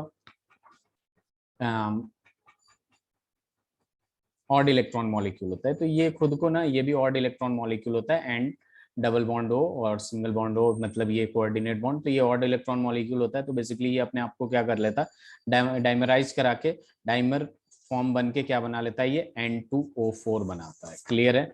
N2O4 बनाता है। ठीक है, बाकी सबका स्ट्रक्चर तो लिख सकती है ना। Yes sir. चलिए स्लाइड चेंज करें। Yes sir. अब देखिए अपने पास यहाँ पे आता क्या, अपने पास जो है कि जितने भी ऑक्साइड्स होते हैं ना नॉन मेटल के, वो सारे के सारे एसिडिक होते हैं, एक्सेप्ट, ये पॉइंट लिखना बहुत जरूरी है आप लोगों के लिए, कि all oxides of non metal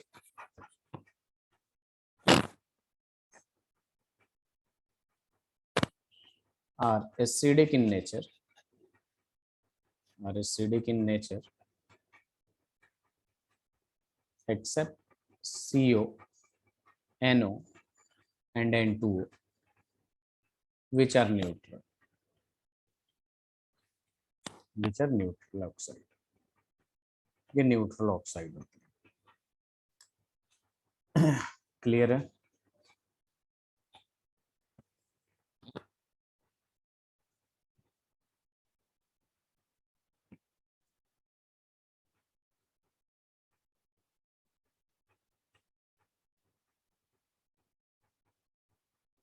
NH3 और PH4 पॉजिटिव में एंगल किसका बड़ा होगा?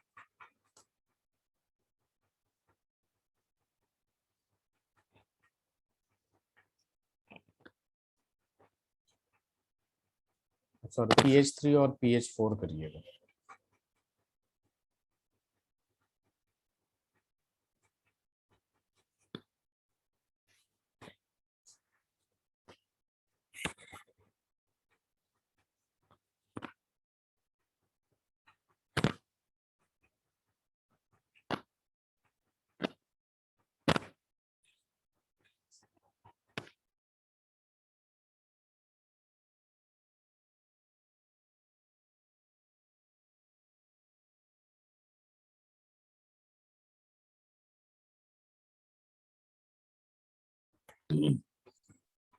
PH3 और PH4 पॉजिटिव में किसके पास ज्यादा बड़ा एंगल होगा?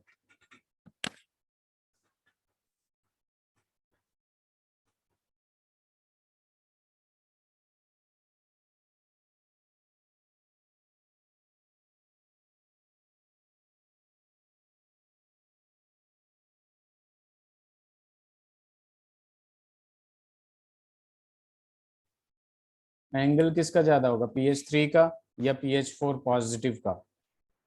शिबा, आपने शायद फातिमा, शिबा, PH4 पॉजिटिव का होगा.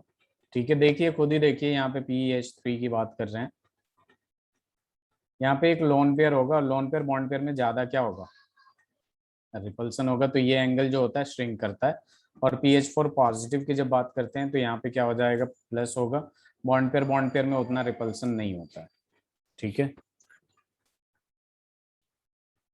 तो इस बात को ध्यान में रखिएगा, बॉन्ड एंगल इसका ज्यादा होगा. आप लोग कंपेयर भी कर सकते हैं उस हिसाब से, लोन पेयर देख सकते हैं या फिर ऑर्डर ऑफ बॉन्ड एंगल, किसी भी तरीके से भी कर सकते हैं, जो भी आप लोगों को पता है. जैसे कि सबसे पहले बॉन्ड एंगल को कंपेयर करने के लिए हम क्या करते हैं? हाइब्रिडाइजेशन निकालते हैं. हाइब्रिडाइजेशन दोनों का सेम होगा, sp3 sp3. अब उसके बाद हम लोन पेयर देखते हैं. Lone pair inversely proportional to bond angle होता है. इस पे लोन पेयर है, इस पे लोन पेयर नहीं है, वहीं पे बात खत्म. ये ज्यादा हो गया बॉन्ड एंगल. शिबा, समझ में आया शिबा? ओके, आगे बढ़े. चलिए, तो रिएक्टिविटी टुवर्ड्स ऑक्सीजन पढ़ रहे थे हम लोग. तो यहाँ पे सवाल एसिडिक कैरेक्टर का पूछता है. तो मेरे पास एक सवाल है आप लोगों के लिए कि अपने पास N2O है, N2O3 भी है, अपने पास N2O4 भी है और अपने पास N2O5 भी है. इनमें सबसे ज्यादा एसिडिक कौन होगा?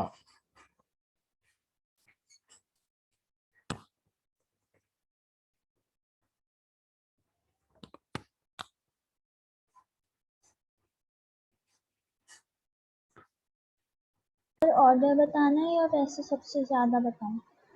ऑर्डर बताना है बेसिकली. मैं बस पहले पूछ लेता हूँ सबसे ज्यादा किसका होगा. ऑर्डर ही बनवाना होता है.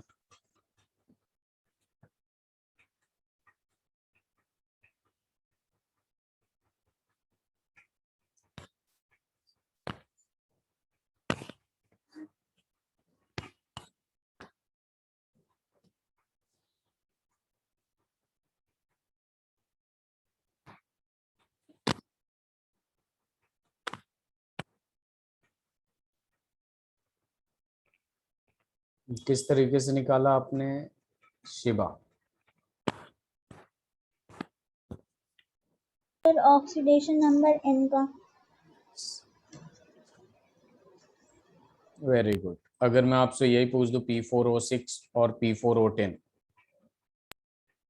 किसका ज्यादा होगा? Very good. P4O10 का. किसका ज्यादा होगा? P4O10 का. अगर मैं पूछ दूं N2O5 और P4O10 इनमें सबसे ज्यादा ऑक्सीडेस एसिडिक कैरेक्टर किसका है?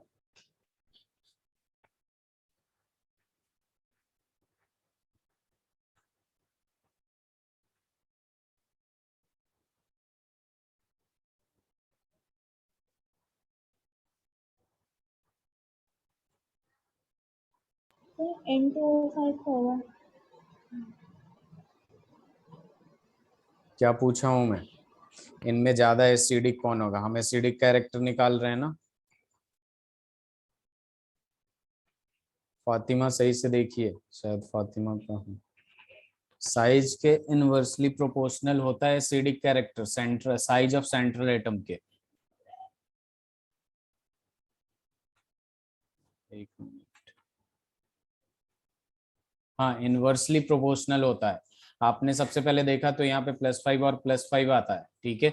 उसके बाद हम साइज ऑफ सेंट्रल एटम देखेंगे, नाइट्रोजन का छोटा है तो ये ज्यादा होगा, ठीक है। क्योंकि साइज ऑफ सेंट्रल एटम जो होता है inversely proportional to acidic character होता है। सर मैंने भी तो वही बोला था। नहीं, आपसे नहीं बोल रहा हूँ मैं, फातिमा को बोल रहा हूँ, ठीक है शिवा। Yes, sir. हाँ, फातिमा से लिए था। चलिए, यहाँ पे एक सवाल पूछता है आपसे, ऑक्साइड्स ऑफ फॉस्फोरस, जैसे ऑक्साइड्स ऑफ नाइट्रोजन पढ़ा हमने वैसे ही ऑक्साइड्स ऑफ फॉस्फोरस होता है। तो यहाँ पे ऑक्साइड्स ऑफ फॉस्फोरस हमारे पास 3 है जिसको पढ़ना है, ठीक है। अपने पास क्या है, P4O6 है, P4O10 है, O8 है और P4O10 है, ठीक है। जरा बताइए इसमें कि ब्रीजिंग ऑक्सीजन एटम कितना होगा, bridging oxygen atom.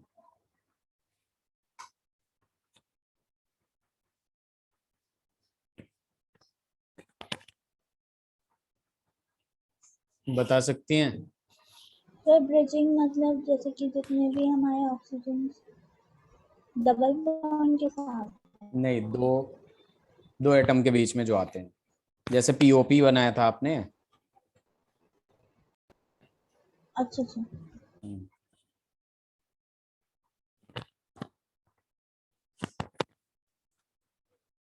Sir two. जी टू बताइए। सॉरी। POP सब में बताना है, bridging atom, bridging oxygen atom 6, very good. दूसरा वाला बताइए, इसमें ब्रीजिंग ऑक्सीजन एटम मैं बताऊं क्या शिवा, इसमें कैसे आएगा?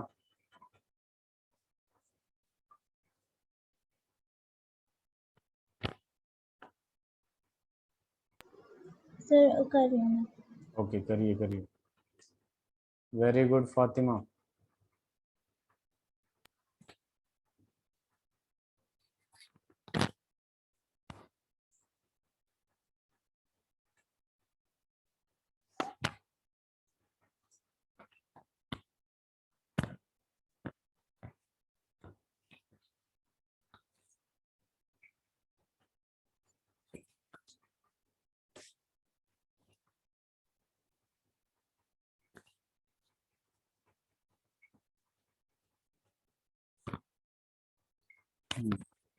Very good. तो आप लोग इसका स्ट्रक्चर ड्रॉ कर सकते हैं इजीली। जब भी मोर देन और इक्वल टू 3 सेंट्रल एटम दिखे और कॉमन इंटीजर दिखे, आपको सीधे सीधे क्या करना है, साइक्लिक स्ट्रक्चर बनाना है, साइक्लिक स्ट्रक्चर बनाना है। ये हो जाएगा POP, ये हो जाएगा POP, ये हो जाएगा POP। अब इसमें भी एक POP डाल दीजिए यहाँ पे, इसमें भी एक POP डाल दीजिए यहाँ पे। अगर ये वाला स्ट्रक्चर बना रहा हूँ मैं, तो अभी और ऑक्सीजन 4 बचे हैं, तो ऐसे ऐसे लगा देंगे।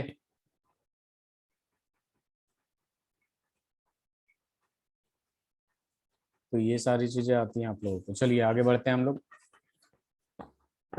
अब देखिए अपने पास क्या आ जाता है, अपने पास आ जाता है रिएक्टिविटी टुवर्ड्स हैलोजन।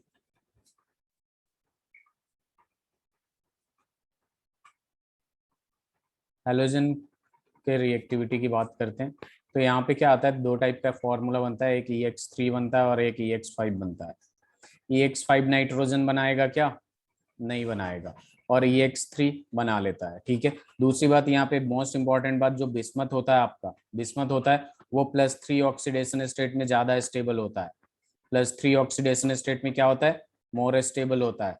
और आपका बिस्मथ जो है +5 ऑक्सीडेशन स्टेट में ओनली BiF5 ही बनाता है। कभी भी आपका BiCl5 नहीं बनाएगा, BiBr5 नहीं बनाएगा, BiI5 नहीं बनाएगा। इसका रीजन ये है BiF5 बनाने का कि नहीं, ये रीजन देखिए यहाँ पे ये नहीं बनाता है क्योंकि ये due to inert pair effect. क्या होता है? Inert pair effect. और यहाँ पे BiF5 इसलिए बना लेता है क्योंकि यहाँ पे जो फ्लोरीन होता है वो मोस्ट ऑक्सीडाइजिंग एजेंट होता है। ठीक है, बहुत ही अच्छा ऑक्सीडाइजिंग, पावरफुल ऑक्सीडाइजिंग एजेंट होता है, प्लस हाईएस्ट इलेक्ट्रोनेगेटिव एलिमेंट होता है। इस वजह से BiF5 पॉसिबल होता है, इस बात को ध्यान में रखिएगा। ठीक है,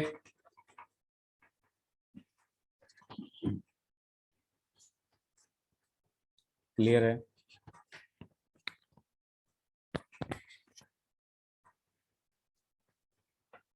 इससे लिख लीजिए जरा।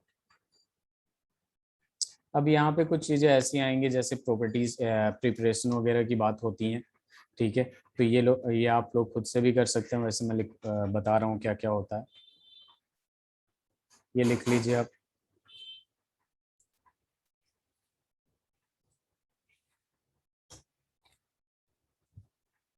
Done sir. Very good. अब देखिए अपने पास यहाँ पे क्या आ जाता है, जैसे कि मान लीजिए बहुत सारे कंपाउंड्स होते हैं जैसे नाइट्रोजन गैस। नाइट्रोजन गैस को डाई नाइट्रोजन भी हम लोग कहते हैं। नाइट्रोजन गैस यानी N2 की बात हो रही है, यानी डाई नाइट्रोजन की बात हो रही है। तो सबसे पहले इसकी प्रिपरेशन की बात करते हैं। प्रिपरेशन में अपने पास क्या आ जाता है, लेबोरेटरी मेथड क्या है, इंडस्ट्रियल स्केल पे कैसे बनाते हैं। ठीक है, तो ये सब ध्यान में रखिएगा आप लोग। लेबोरेटरी,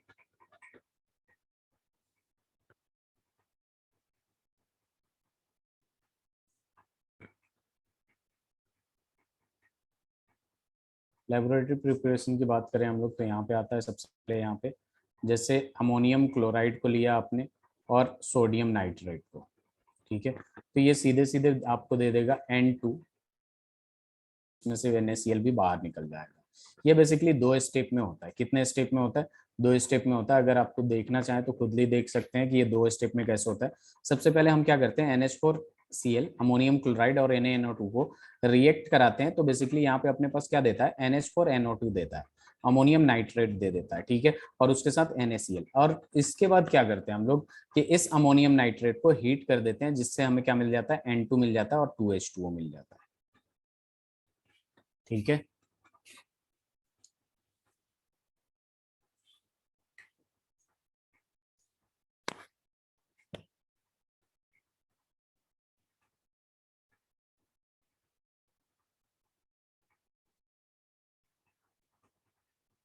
हो गया। अब देखिए अपने पास दूसरा क्या आ जाता है, जैसे कि मान लीजिए आपको by heating ammonium dichromate, by heating ammonium dichromate से भी हम लोग क्या बना सकते हैं, डाई नाइट्रोजन बना सकते हैं, अमोनियम डाइक्रोमेट।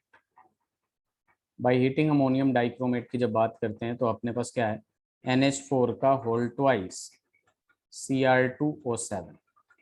इसको हीट करेंगे तो अपने पास क्या आएगा, N2 गैसेस स्टेट में, फिर आपके पास 4H2 आ जाएगा और इसमें से बाहर निकल जाएगा Cr2O3।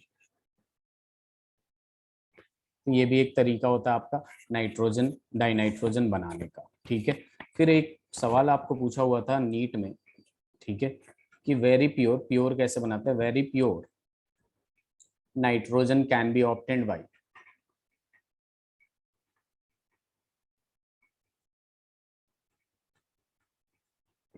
हीटिंग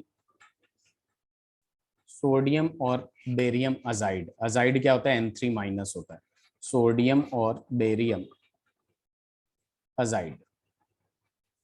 अजाइड का आप लोग केमिकल ऑर्गेनिक केमिस्ट्री में भी नाम सुना होगा आप लोगों ने। जैसे BaN3 का होल ट्वाइस, इसको हीट करते ही अपने पास Ba बाहर निकल जाता है और यहाँ पे प्योर नाइट्रोजन मिल जाता है। सिमिलरली NaN3 है, ठीक है, इसको बैलेंस करने के लिए 2 से मल्टीप्लाई करके यहाँ पे क्या निकल जाएगा आपका, 2Na बाहर हो जाएगा और 3N2 प्योर मिलता है। यहाँ पे क्या मिलता है, प्योर, प्योर नाइट्रोजन मिल जाता है। क्लियर है?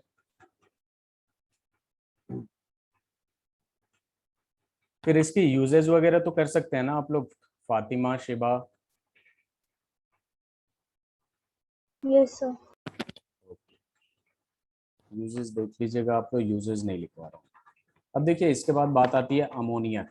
अमोनिया क्या होता है आपका, ये अमोनिया जो होता है हैबर्स प्रोसेस बहुत इंपॉर्टेंट है, हैबर्स प्रोसेस से बनाया जाता है अमोनिया।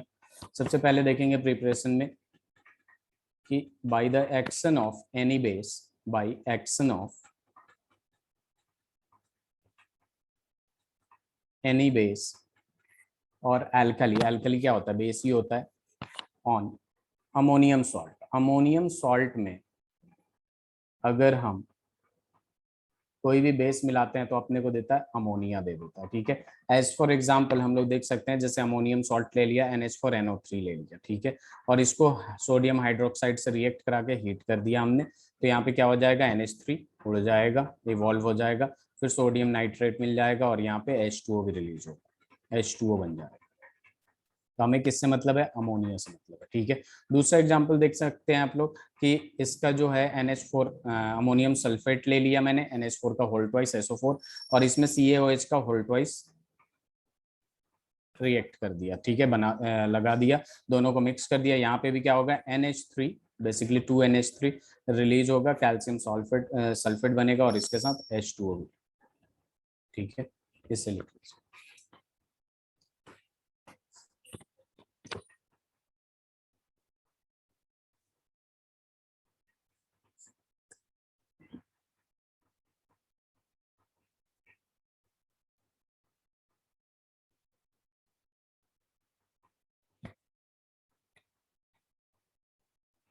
हो गया शिवा? Done sir. अब देखिए एक और तरीका होता है इसको बनाने का, ठीक है, जैसे अपने को मतलब डे टू डे लाइफ में जैसे क्या कहते हैं, फार्मिंग वगैरह में भी मिल जाता है, जैसे आपके पास क्या होता है, यूरिया होता है, ठीक है, NH2CO NH2, यूरिया में क्या होता है, वाटर डलता है, वाटर होगा, फिर ये सीधे सीधे क्या दे देगा आपको, अमोनियम NH4 का होल ट्वाइस और यहाँ पे दे देगा CO3 अमोनियम कार्बोनेट, और ये काफी टाइम बाद ये क्या कर लेता है, 2NH3 इसमें डिसोसिएट हो जाता है H2O प्लस CO2, तो ये फार्मिंग में मिल जाता है, ठीक है, खेत वगैरह में। उसके बाद जो सबसे इंपॉर्टेंट है इंडस्ट्रियल स्केल, ठीक है, इंडस्ट्रियल मेथड, तो इंडस्ट्रियल मेथड अगर देखेंगे हम लोग ऑफ प्रिपरेशन, तो वही हैबर्स प्रोसेस आता है, ठीक है, क्या आता है आपके पास, हैबर्स प्रोसेस आता है। हैबर्स प्रोसेस में क्या करते हैं कि नाइट्रोजन प्लस हाइड्रोजन करते हैं, और ये इंपॉर्टेंट होता है इसका कंडीशन, कि यहाँ पे जो कंडीशन होता है आपका 500 डिग्री सेंटीग्रेड होता है, कॉमा 200 ATM प्रेशर, ठीक है, जिसपे हम लोग आयरन ऑक्साइड वगैरह डालते हैं, आयरन ऑक्साइड प्लस K2O या फिर Al2O3, तो ये सीधे सीधे किस में कन्वर्ट कर देता है, 2NH3 में कन्वर्ट कर देता है, यही होता है आपका हैबर्स प्रोसेस, ठीक है। इस बात को ध्यान में रखिएगा, हाई प्रेशर जो होता है वो फेवर करता है अमोनिया को, अगर प्रेशर कम किया आपने तो ये वापस से बैकवर्ड रिएक्शन होगा, ठीक है, ली चैटलियर्स प्रिंसिपल जो आपने क्लास 11th में केमिकल इक्विलिब्रियम में पढ़ा होगा, यस सर। लिख लिया आप लोगों ने?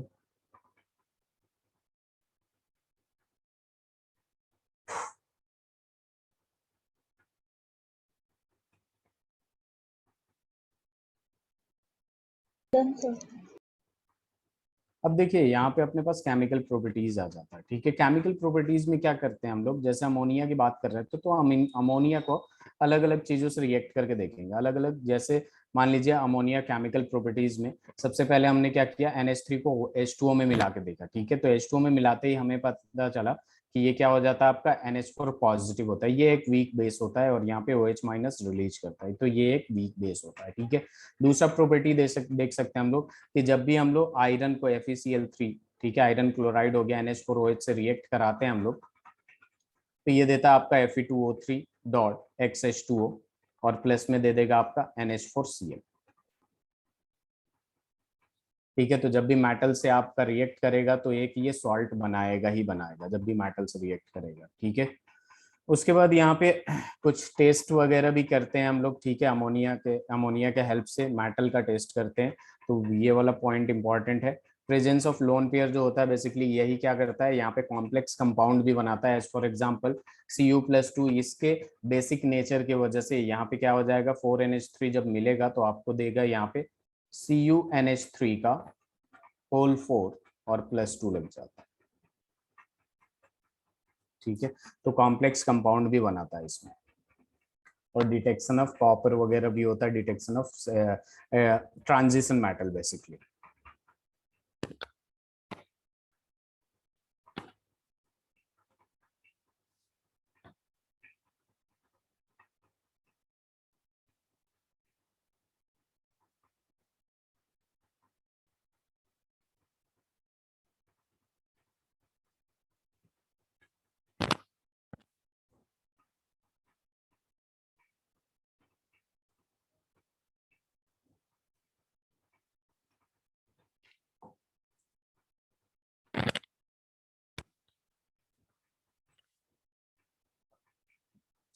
ऑक्साइड्स ऑफ नाइट्रोजन पढ़ ही चुके हैं हम लोग। इसके बाद आ जाता है अपने पास नाइट्रिक एसिड।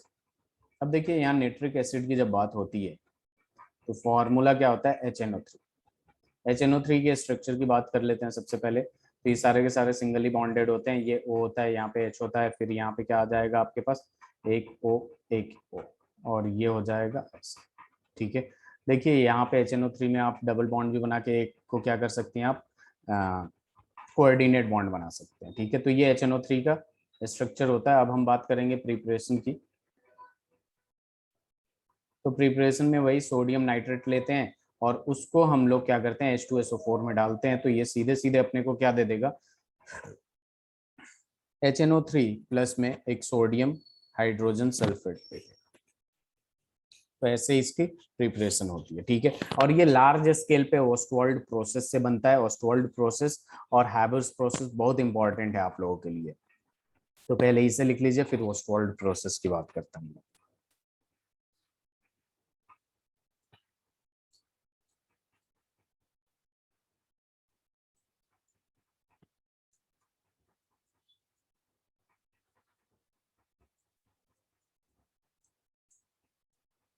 हो गया।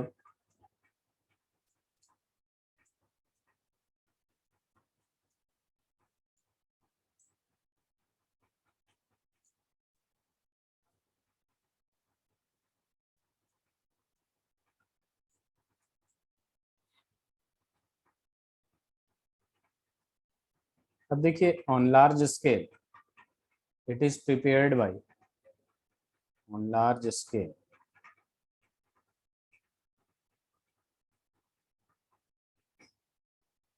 it is prepared by Ostwald process, Ostwald's process। ठीक है, अब Ostwald प्रोसेस में बेसिकली करते क्या हम, NH3 को लेते हैं, NH3 में ऑक्सीजन डालते हैं। ठीक है, और इसका कंडीशन ये होता है, platinum RH rhodium gauze catalyst at 500 kelvin and 9 bar pressure, ये सीधे सीधे आपको दे देगा नाइट्रोजन मोनोऑक्साइड और 6H2O। क्या दे देगा, नाइट्रोजन मोनोऑक्साइड और 6H2O। और उसके बाद इस मोनोऑक्साइड को हम क्या करेंगे, 2 मोल लेंगे 2NO को लेके, फिर से हम ऑक्सीजन से रिएक्ट कराएंगे O2 से।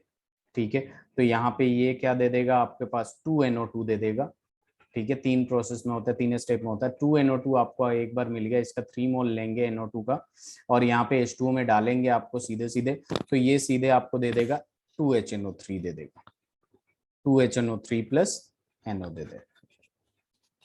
तो ये होता है आपका HNO3।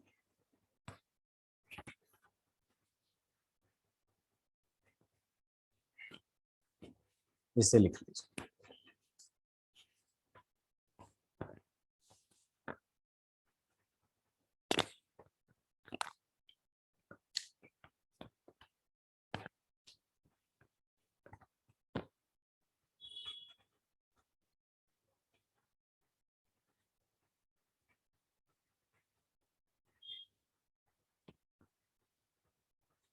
देखिए अपने पास अब नेक्स्ट क्लास में अपने पास 4 चैप्टर बचा है।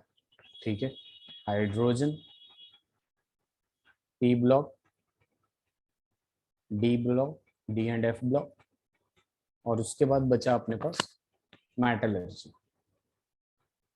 ठीक है, पी ब्लॉक में आप लोग जितना ज्यादा हो सके करके आइएगा। ठीक है, क्योंकि पेपर आने वाला है तो आप लोग भी पढ़ के आएंगे, फिर क्वेश्चंस करेंगे और जल्दी से इसे भी कंप्लीट करेंगे, इसे और इसे नेक्स्ट क्लास में कंप्लीट करेंगे। ठीक है, मेटलर्जी बहुत आसान है, इसका नोट्स मैं सर से आप लोगों के पास भिजवा दूंगा। वैसे आप लोगों के पास मेटलर्जी का नोट्स है ना शिवा? यस सर, जो आपने सेंड करा था। नहीं, मैंने सेंड नहीं कर रहा था, सर ने सेंड किया होगा। नहीं वैसे नहीं देखा नहीं होगा क्योंकि मेरी मदर का नंबर है। अच्छा अच्छा, और हाइड्रोजन भी बहुत आसान है। ठीक है, तो ये चैप्टर ज्यादा टाइम नहीं लगेगा करने में, आप लोग जितना ज्यादा हो सके घर पे क्वेश्चंस किया करिए। ठीक है, और कुछ डाउट हो तो बताइएगा। Okay, yes sir. चलिए फिर हम लोग नेक्स्ट क्लास में मिलते हैं। ठीक है, thank you. Okay, thank you, stay home, stay safe.